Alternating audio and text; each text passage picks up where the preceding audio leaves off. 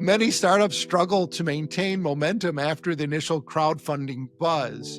And like Aptera, long time to get vehicle to production, I would say they fall into this.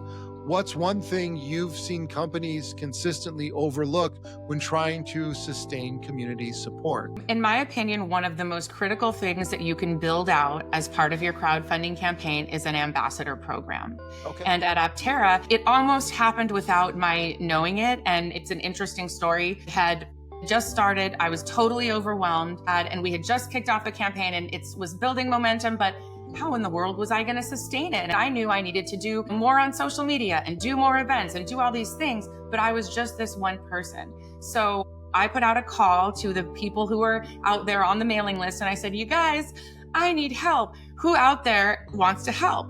Raise your hand if you're interested in being a part of this community and being an ambassador.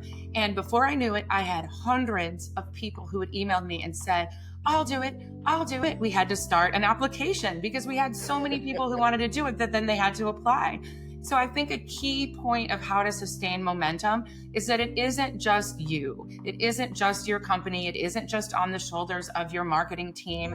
You want the sustained momentum to come from the community and to come from hundreds of people. We ended up having 800 people all across the world who were ambassadors for Aptera, and they attended events. They successfully lobbied their Congress people and changed laws. Are you talking about the charger? Well, that was a great example of it. Yeah, we worked, when we lobbied, we had a petition that lobbied Congress to change the standard for charging, and it worked. And it passed, yeah.